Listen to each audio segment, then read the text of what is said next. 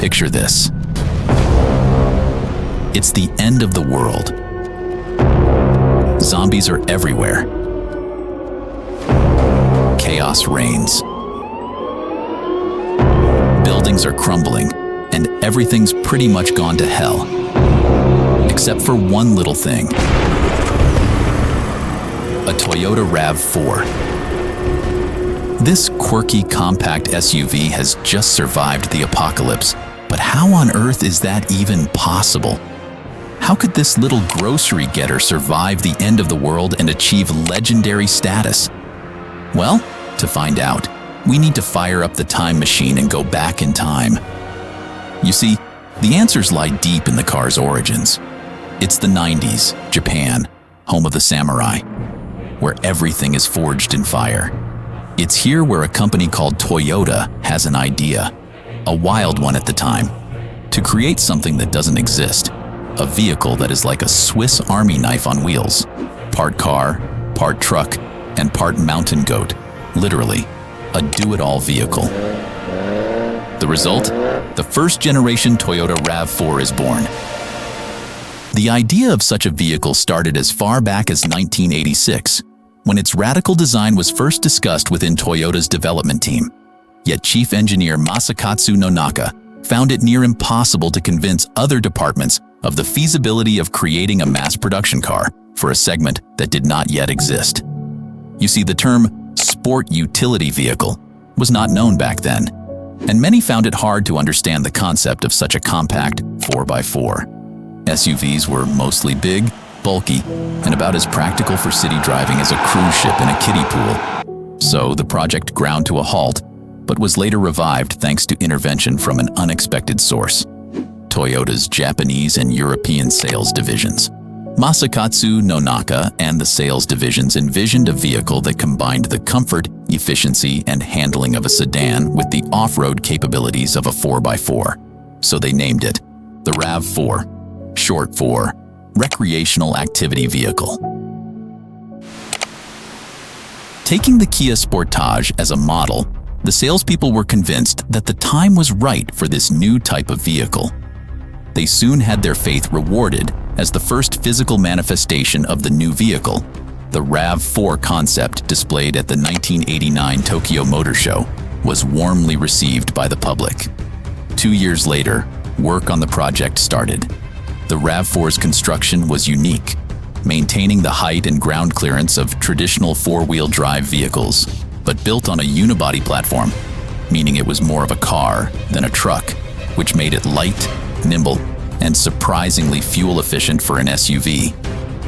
To save costs, Toyota made use of tried and tested components from its extensive parts catalog in creating the RAV4. The platform came from the Corolla, the engine and some driveline components from the Camry and Carina, and the suspension and transmission were derived from the Celica GT4. The first Gen RAV4 hit the streets in 1994 like a breath of fresh air. Toyota had introduced the compact sport utility vehicle segment to the world. It initially came as a two-door, four-seat model with permanent four-wheel drive transmission mated with either a 5-speed manual or 4-speed auto gearbox. Under the hood was a 2-liter 16-valve 4-cylinder 3SFE engine producing 120 horsepower. Nothing to brag about at the drag strip, but perfect for the RAV4's go-anywhere, do-anything mission. And then there was the suspension, fully independent, which gave it a near hot hatch type performance. For the non-car geeks out there, that means each wheel is supported independently of the others. This meant it could handle mud, sand, and snow like a champ. It measured just 3.96 meters long. It was unlike anything else on the market. Its compact size, car-like handling, high ground clearance, and four-wheel drive system immediately appealed to consumers. It was truly a Swiss Army knife of vehicles. People didn't just like the RAV4, they loved it. Initial worldwide demand was expected to be only around 4,500 units. However, the RAV4 was an instant hit, both critically and commercially, and with 8,000 orders pouring in the first month alone, production volumes were doubled. In 1994, over 53,000 were sold worldwide. The following year, sales doubled, and the next year, the total tripled. Still, some felt the rear passenger space and luggage carrying space was inadequate. And to address this, Toyota launched a four-door model in March 1995 and increased its overall length. In 1996, an entry-level front-wheel drive-only model was introduced, and the next year, an all-electric RAV4 EV model, designed to comply with California's mandate of zero-emission vehicles, was made available overseas.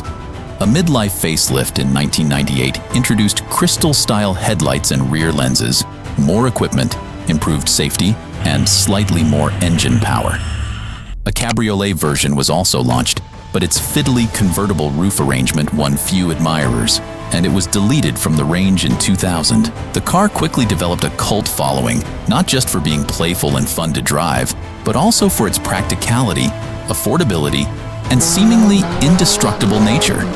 Seriously, these things were like roaches in a nuclear war. They just couldn't die. Toyota's legendary reliability was a big reason why. You could beat it up all day, and it'd still keep going like nothing happened.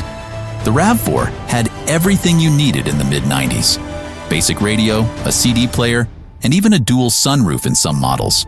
You could toss your gear in the back, fold down the seats, and head off on a weekend adventure without a second thought.